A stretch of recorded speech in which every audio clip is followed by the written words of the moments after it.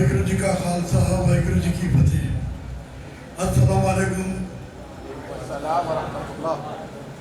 मैं सबसे पहले मेरी पैदाइश मूसा कादरी हाथे में हुई सुनी। कोका टट्टी के पास मूसा कादरी कहा था। तकरीबन 55 साल से भी ज़्यादा हो गया।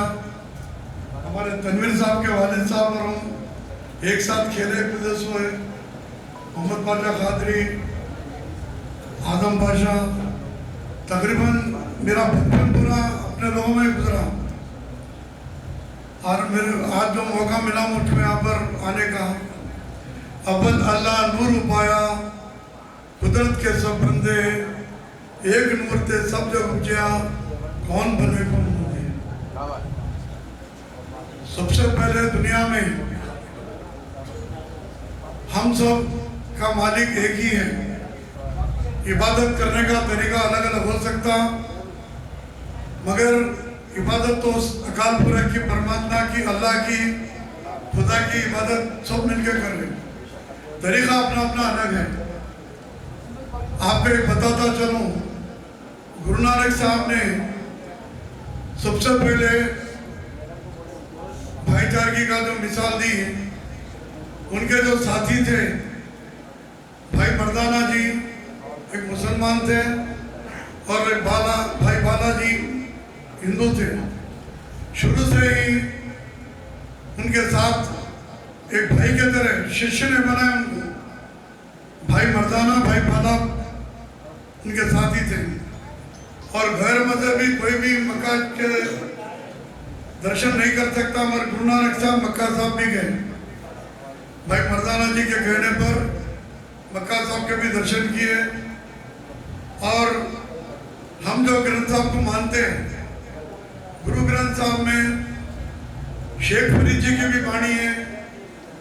जो नमाज के बारे में शेख फरीद जी ने इतने कड़े शब्दों में नमाजियों के लिए एक संदेश दिया है। उन्होंने बेनमाजा कुत्तिया ये न भली रीत।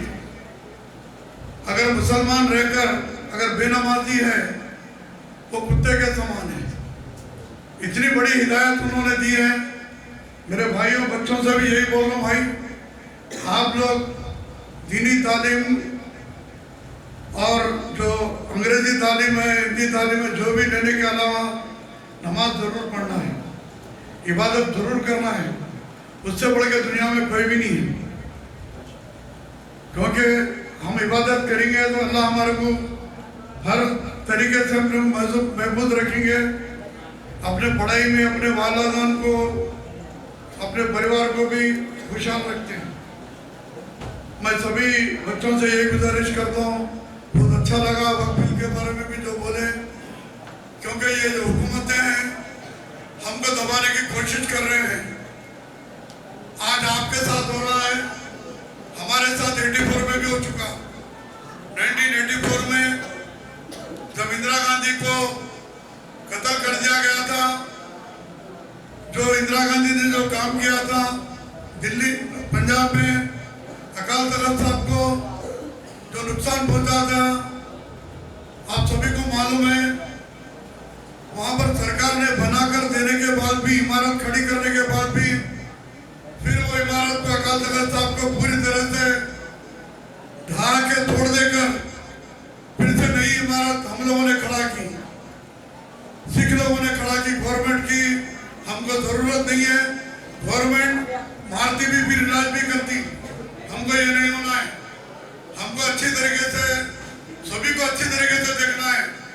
हमको ही नहीं, जितने भी मुसलमान है, सिख है, ईसाई है, पारसी है, जैन है, हम माइनॉरिटीज को गवर्नमेंट का काम है अच्छी तरीके से देखना।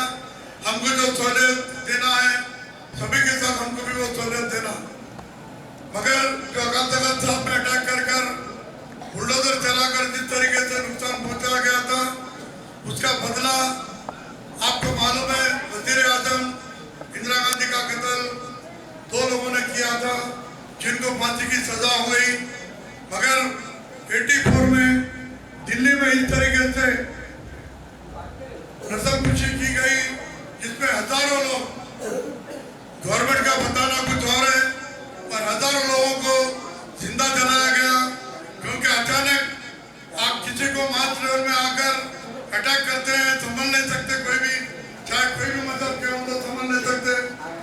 उन लोगों पर इतना अत्याचार किया गया कि उन लोगों को टायर गले में डालकर चलाया गया, औरतों की इज्जत लूटी गई, लोगों को तकलीफ दी गई, जिंदा जला गया, घर लूट लिए गए। और आज वो सज्जन कुमार को भाई आपके स्टेज से गवर्नमेंट को भी आगाह करना चाहता हूँ, सेंट्रल गवर्नमेंट को भी, कि सज्जन कुमार जिसने कांग्रेस का लीडर रहते हुए लोगों को उकसाकर वहां पर जो हालात पैदा किए, लोगों को खत्म करने के, लोगों को नुकसान पहुंचाने के, आज उसको बरी किया गया है। जबकि पूरे विटनेसेस रहने के बाद भी कल उसको बरी किया गया था। कल ही कोर्ट से, सुप्रीम कोर्ट से भी उसका वो हुआ। मगर हम इसकी मजम्मत करते हैं क्योंकि सजा सबको कानून एक तरीके का होना चाहिए। आज 41 ईयर्स के बाद भी हमारे साथ इंसाफ नहीं हो रहा है। अगर हम खामोश बैठे रहेंगे तो आपके ऊपर गले पे हाथ डाले, कल हमारे ऊपर भी डाल सकते हैं।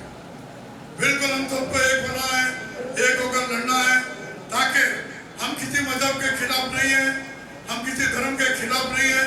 आप अपने मजहब में पूरे रहो भाई, आप अपने मजहब को मानो।